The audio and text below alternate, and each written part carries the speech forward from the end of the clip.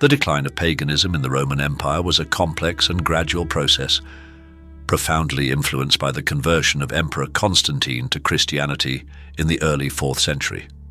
This transformation was not immediate nor absolute, but rather a slow and often contested shift in religious, social, and political structures.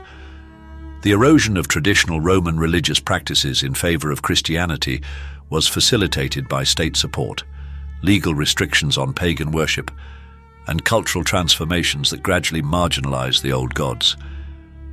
Before Constantine's conversion, the religious landscape of the Roman Empire was characterized by polytheism, an array of local and state-sponsored deities, and a system deeply embedded in public and private life. Paganism was not a singular, unified religion, but rather a collection of diverse beliefs and practices, including Greco-Roman deities, mystery cults, and imported foreign gods. The state religion was integral to civic identity, with emperors often associating themselves with divine favor to legitimize their rule. The imperial cult, which venerated the emperor as a divine or semi-divine figure, played a central role in maintaining political unity.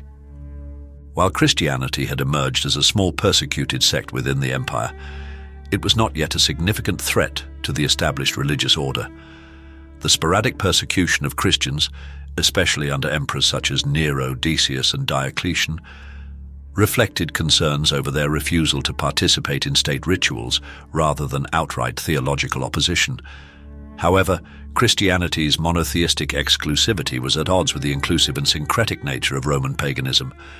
The turning point came with the conversion of Emperor Constantine, following the Battle of Milvian Bridge in 312 AD. According to Christian tradition, Constantine experienced a vision of the Christian cross and adopted it as his divine emblem, leading to victory over his rival Maxentius. In 313 AD, Constantine and his co-emperor Licinius issued the Edict of Milan, granting religious tolerance to Christians and restoring confiscated properties. While this did not outlaw paganism, it marked the beginning of Christianity's privileged status within the empire. Constantine's conversion had significant consequences for paganism. Although he did not immediately ban pagan worship, he increasingly favored Christianity through state patronage. He provided financial support for Christian churches, granted privileges to Christian clergy, and incorporated Christian symbols into the imperial court. Over time, the Christian faith became intertwined with the political structure of the empire, creating an environment in which paganism was gradually marginalized. While Constantine maintained a policy of relative religious tolerance, his successors took more active measures to suppress paganism. His sons, particularly Constantius II, pursued aggressive policies against traditional religious practices. Constantius II outlawed pagan sacrifices and closed many temples, signaling the first direct state intervention against Roman religious traditions. The imperial court became increasingly Christianized, and pagan rituals were progressively deemed incompatible with state governance. A brief pagan revival occurred under Emperor Julian, known as Julian the Apostate. A committed Hellenist and philosopher, Julian sought to restore traditional Roman religion and counteract the influence of Christianity. He reopened temples, reinstated sacrifices, and attempted to reform paganism to compete with the moral and organizational structure of Christianity. However, his reign was short-lived, and his policies were swiftly reversed by his Christian successors. The most decisive blows against paganism came under Emperor Theodosius I, who made Christianity the official state religion of the Roman Empire. Through a series of edicts, he banned pagan sacrifices, temple rituals, and participation in public pagan festivals. The Theodosian decrees of the 390s effectively criminalized traditional religious practices, leading to the closure and destruction of many temples, including the renowned Serapeum of Alexandria. Theodosius also took measures to integrate Christianity into the legal and administrative framework of the empire. The imperial government ceased financial support for pagan institutions, and Christian bishops gained increasing influence over state affairs.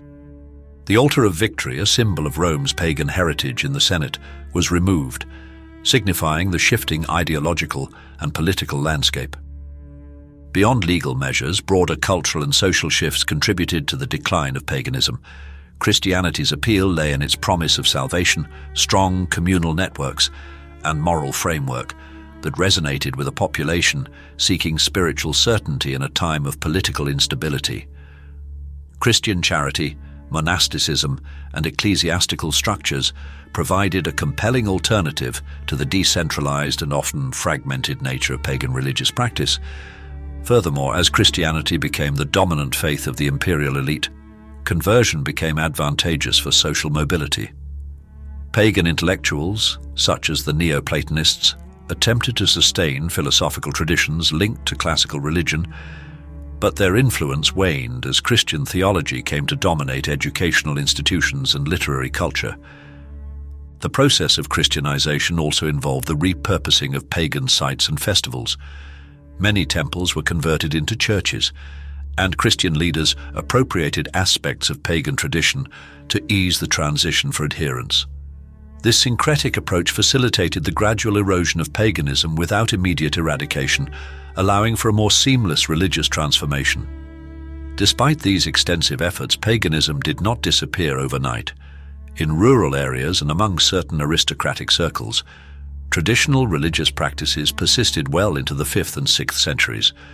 The term pagan, from paganus, meaning rural dweller, reflects the association of traditional religion with the countryside, where imperial enforcement was weaker.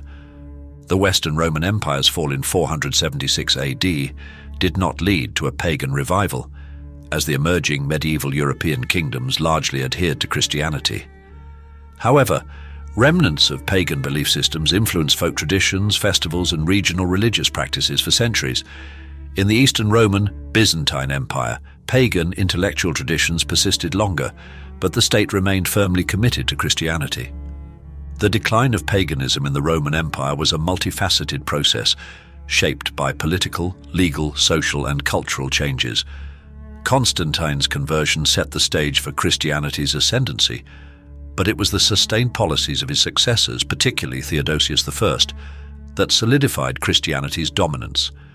The combination of state intervention, cultural assimilation, and shifting societal values gradually marginalized pagan traditions, leading to their eventual disappearance as a dominant religious force.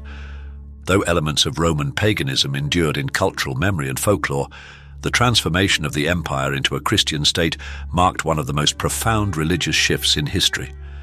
This transition laid the foundation for the medieval Christian world and fundamentally reshaped the trajectory of Western civilization.